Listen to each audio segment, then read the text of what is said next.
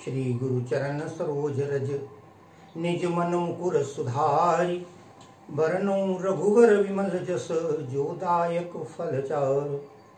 बुद्धिहीन तनु जानिके सुमिरो पवन कुमार। बल बुद्धि विद्या देव मुहि हरहु कलेश विकार। देवी पूजी पद कमल तुम्हारे सुर नर मुनि सब होई सुखारे। या देवी सर्वभूतेषु शक्ति रूपेण संस्थिता नमस्तस्यै नमस्तस्यै नमस्तस्यै नमो नमः। रिद्धि सिद्धि प्रवाह के मेरे बहुत प्रिय मित्रों, आज मैं बहुत लोगों की मांग पर समय का अवलोकन करते हुए आज एक ऐसा वीडियो आपके सामने ला रहा हूं और लाया हूं। मनुष्य के साथ बीमारियां लगी रहती हैं। बीमारियों से निदान कैसे हो, रोग से निदान कैसे हो। ऑपरेशन थिएटर में गया हुआ मरीज, डॉक्टर के द्वारा असाध्य रोग का इलाज करा रहा मरीज, डॉक्टर एक ही बात कहते हैं, अब तो ऊपर वाले का भरोसा है, हम कुछ नहीं कर सकते। दवा और दुआ जहां दोनों मिल जाएं, वहां पर सफलता अपना वर्ण करती है। बीमारियां कैसे दूर हो? मैंने वीडियो के प्रारंभ में हनुमान जी का आह्वान किया। हनुमान जी के बाद मैंने आदिशक्ति दुर्गा का आह्वान किया। साथियों, जब हम किसी मंदिर में जाते हैं, विशेष रूप से देवी के मंदिर में जाते हैं, तो ध्यान रखिएगा बाहर हनुमान जी की मूर्ति होती है। द्वारपाल बनकर, रक्षक बनकर, तुम रक्षक काहू को डरना, को नहीं जानत है जग में कपि संकट मोचन नाम तिहारो। आज मैं आपको बताने जा रहा हूं अपनी बीमारियों को कैसे दूर करें। करके देखिए। सबसे पहला काम, एक ऐसा चित्र लाइए जिसमें देवी जी हो, मां दुर्गा हो, साथ ही साथ हनुमान जी भी हो। बहुत चित्र मिलते हैं बाजार में, शिव भी मिल जाते हैं उसमें, यदि मिल जाता है।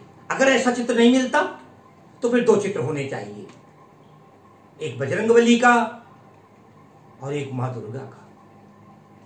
इन दोनों चित्रों को आपके सामने रखिए जहां आपका पूजा स्थल है, तथा मां दुर्गा के समक्ष एक लाल फूल, गुड़हल का मिल जाए तो बहुत अच्छा, न मिले गुलाब का हो, वो भी न मिले कोई फूल हो, एक पुष्प चढ़ा दीजिए। हनुमान जी के सामने भी उसी हिसाब से चढ़ा दीजिए। अलग अलग है तो अलग अलग चढ़ा दीजिए चित्र के अनुसार। यदि पुष्प नहीं मिलते प्रणाम कर लीजिए, एक अगरबत्ती जला दीजिए, सुविधा है एक दीप प्रज्वलित कर दीजिए। मंदिर गए हैं और हनुमान जी के सामने अपनी बीमारी का ध्यान करते हुए उनसे प्रार्थना कीजिए और इस चौपाई का जाप कीजिए। नासै रोग हरै सब पीरा और जपत निरंतर हनुमत वीरा। 108 बार माले से हो सकता है।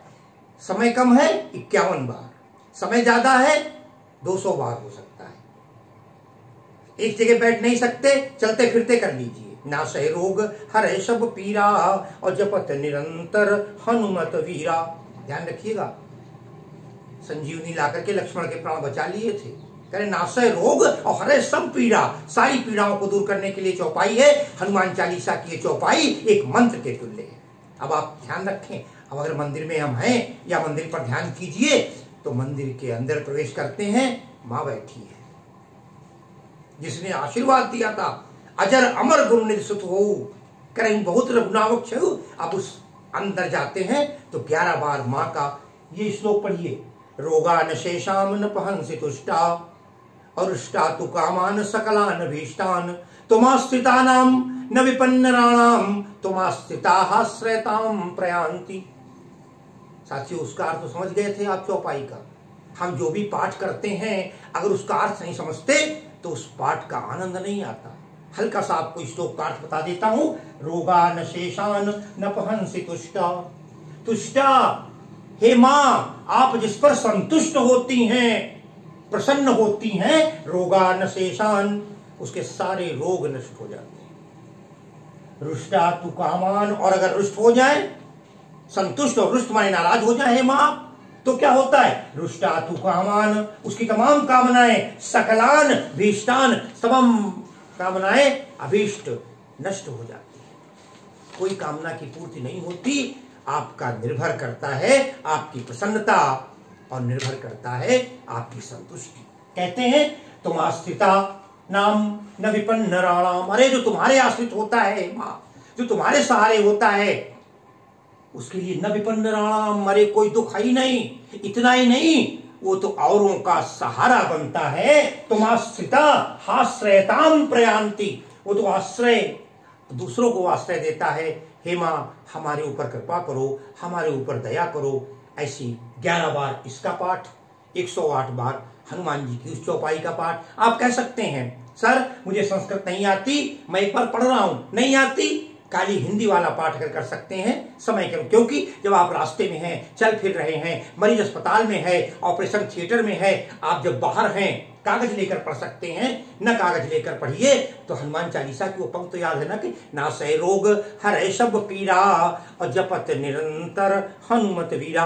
मां जगत जननी महिष मर्दिनी भगवती दुर्गा और संकट मोचन विघ्न दूर करेंगे, आप रोग मुक्त होंगे।